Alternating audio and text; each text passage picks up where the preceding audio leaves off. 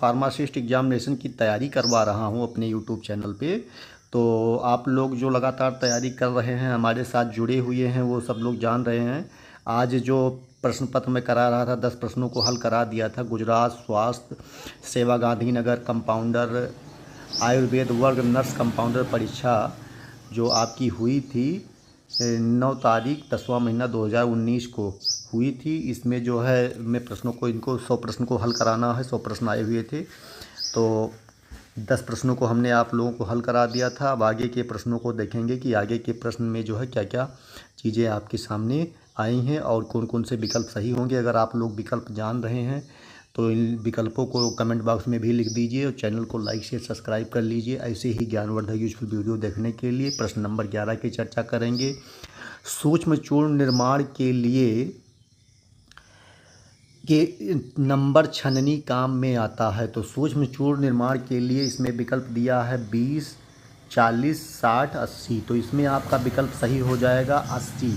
80 number की जो छलनी होती है, ये सूक्ष्म चूर्ण छानने के लिए जो महीन चूर्ण होते हैं उसमें काम में लिया जाता है। जो आयुर्वेद के चूर्ण बनाए जाते हैं तो उसको छानना पड़ता है, कई बार का परछान करना पड़ता है, तो इसके लिए जो है इसका प्रयोग किया जाता है। प्रश्न नंबर 12 देखेंगे। प्रश्न नंबर 12 में दिया है कि मनुष्य के जन्म के समय फेफड़े में रक्त भेजने वाली रक्त धमनी कौन सी है। तो मनुष्य का जब जन्म होता है तो जन्म के समय फेफड़े में जो रक्त भेजने की धमनी है उसका नाम है फुसफुस धमनी। क्या नाम है? फुसफुस धमनी।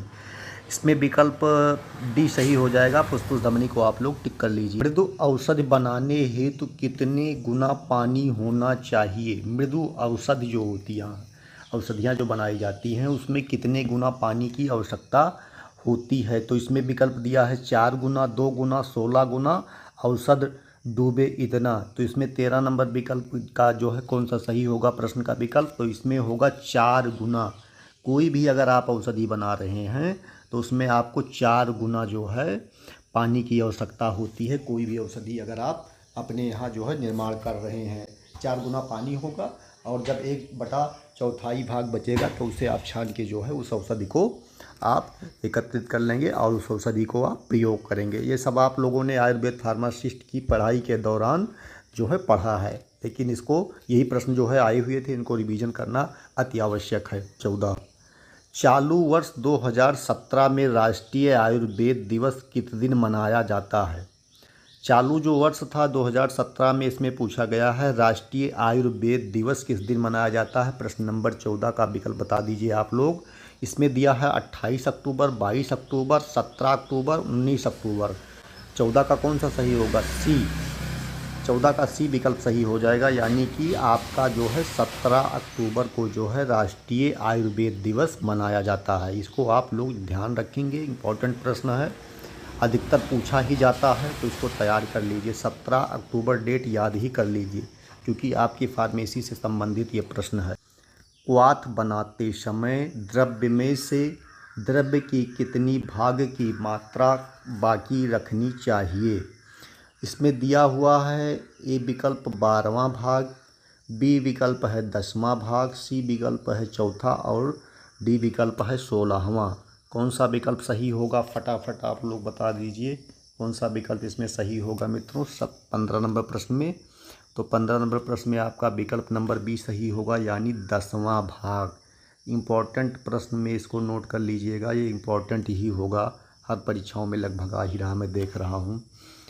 और अगर आप लोग हमसे कुछ और भी सूचना चाहते हैं तो कमेंट करने में संकोच ना करें। आप कमेंट करके जो भी चीज़ें आप जानना चाहते हैं जान सकते हैं। प्रश्न नंबर 16 की बात करेंगे। आयुर्वेद चिकित्सा की विशेषता है। आयुर्वेद चिकित्सा की विशेषता है, बहुत इम्पोर्टेंट प्रश्न है। इसका जो है क्या होगा, विकल्प नंबर डी इसका जो है सही हो जाएगा। आयुर्वेद चिकित्सा की विशेषता है सम दृष्टिगत दुदृष्टिदोष। सम दृष्टिगत दुदृष्टिदोष, ये आयुर्वेद की क्या है, विशेषता है। इसे आप टिक कर लीजिए। सभी को आप समान दृष्टि से देखेंगे, यही आयुर्वेद में जो है बताया गया है। किसी को जो है दूरदृष्टि से नहीं देखना है। आयुर्वेद का यही जो है मेन ध्येय है, उद्देश्य है। प्राणी शब्द का समास पहचाने। प्राणी कर्मधारय मध्यम पहेली की तत्पुरुष समास उपपर। उपपर कौन सा सही होगा, इसमें आप लोग समास पहचानिए। प्रश्न नंबर 17 में कौन सा विकल्प सही होगा? 17 का जो है डी विकल्प आपका सही होगा। कौन सा विकल्प सही होगा? डी विकल्प आपका सही हो जाएगा। इसे आप लोग टिक कर लीजिए, डी विकल्प को टिक कर लीजिए, सही होगा। इसमें दिया है परसीक यावनी का प्रयोग कृमि रोग में सर्वप्रथम किस ग्रंथ में आया है? इसमें दिया है माधव निदान, बी दिया है सारंगधर संहिता, सी दिया है रोग विनिश्चय और डी दिया है वृद्ध माधव। तो इसमें कौन सा सही होगा, इसका जो है आप लोग कमेंट कर दीजिए। बहुत इंपॉर्टेंट प्रश्न ये भी होगा।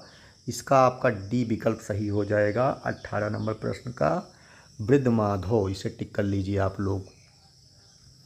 This is my notebook that one is, इसमें क्या होगा?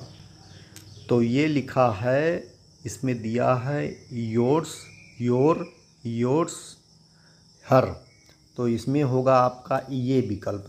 This is my notebook that one is yours, ये आपका सही हो जाएगा। इसमें 19 में ये विकल्प सही होगा। ये जीवन के लिए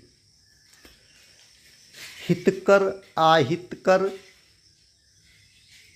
द्रव्य का ज्ञान प्रदान करने के लिए आयुर्वेद का एक विशिष्ट प्रयोजन है। क्या होगा इसमें?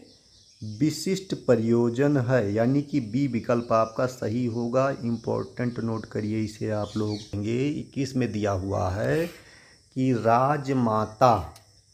राजमाता मीणा देवी मालवा झील कहाँ पर स्थित है? तो इसका विकल्प आप लोग देख लीजिए, डी विकल्प होगा सही। घोलका में ये जो है स्थित है, इसे आप टिक कर लीजिए। 22 गाय बकरी भैंस जो औषधियाँ चरने के तरीके से स्वस्थ रहते हैं और मानव का कल्याण होता है, कहाँ लिखा है? किसमें लिखा है, किस ग्रंथ में लिखा है? 22 नंबर प्रश्न बता दीजिए। चरक संहिता में लिखा है, अथर्ववेद में लिखा है, द्रव्य गुण विज्ञान में लिखा है या दृढ़ बलकृत अंश में लिखा है? कौन सा विकल्प सही हो जाएगा, फटाफट आप लोग बताइए। इसमें होगा बी विकल्प, यानी कि अथर्ववेद। आयुर्वेद की जिससे उत्पत्ति हुई है वो भी आयुर्वेद का ही, अथर्ववेद से ही आयुर्वेद की उत्पत्ति हुई है। और अथर्ववेद में ये बातें लिखी गई हैं कि गाय बकरी भैंस का जो है, जो औषधियों का सेवन करती हैं, उनका दूध अगर सेवन किया जाएगा तो मानव के लिए ये दूध बहुत ही निरोगी होगा, यानी कि इससे किसी भी प्रकार की रोगी व्याधि के आपको समस्या नहीं होगी। प्रश्न नंबर 23 मुस्लिम के प्रदेश के साथ ही खाली स्थान है द्रव्य भारत में आया, कौन सा आया आप लोग बता दीजिए। 23 इसका विकल्प सही होगा अहिफेन अकरकरा। क्या होगा? अहिफेन अकरकरा जो है ये द्रव्य जो है भारत में, अहिफेन और अकरकरा भारत में आया, इसे आप टिक कर लीजिए। इसमें दिया गया है कि पलाश पीपल वट आदि वृक्षों से प्राप्त निर्यात कहलाता है। हींग कहलाएगा, राल कहा जाएगा, लाछा कहा जाएगा या हिंगुल कहा जाएगा? क्या कहेंगे 24 में आप लोग बता दीजिए। 24 का सी विकल्प सही होगा, इसे आप टिक कर लीजिए, इम्पोर्टेंट होगा। 24 का जो है सी विकल्प सही होगा, इसे टिक कर लीजिए। नरसिंह मेहता को किस मंदिर में 7 दिन भक्ति करते हुए भक्ति का गाढ़ा रंग लगा?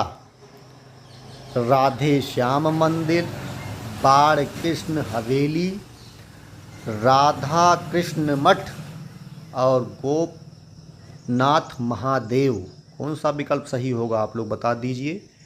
25 नरसिंह मेहता के बारे में आप लोगों ने पढ़ा होगा, 25 का ये विकल्प सही होगा, यानी कि राधे श्याम मंदिर जो है ये विकल्प आपका सही होगा, टिक कर लीजिए। प्रश्न नंबर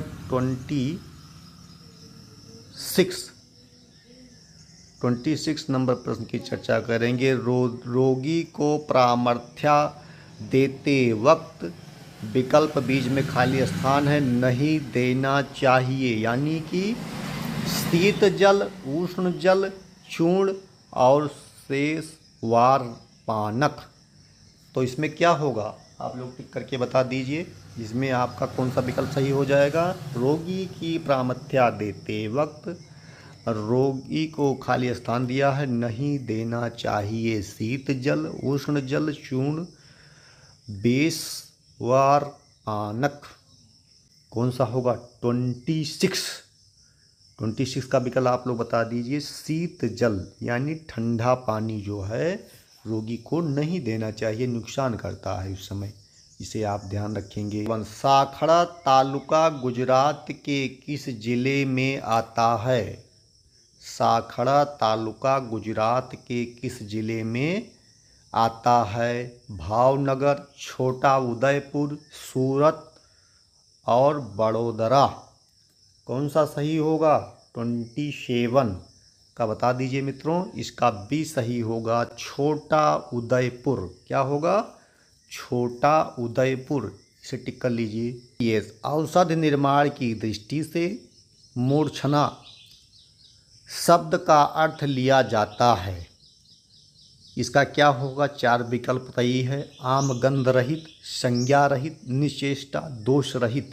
28 नंबर विकल्प का क्या सही होगा। 28 नंबर का डी विकल्प सही होगा, यानी कि दोष रहित।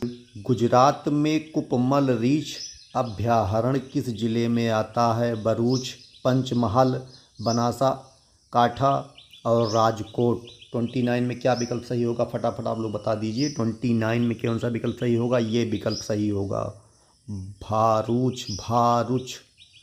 भारूच जो होगा इसका सही होगा, इसे टिक कर लीजिए। अभिशोभ प्रक्रिया खाली स्थान है बनाने के लिए। फांट कल्पना, हिम कल्पना, बेसवार कल्पना, आशो कल्पना। 30 का क्या होगा, फटाफट बता दीजिए आप लोग। इसका होगा आशो कल्पना। क्या होगा, आशो कल्पना, इसे टिक कर लीजिए, इम्पोर्टेंट प्रश्न है।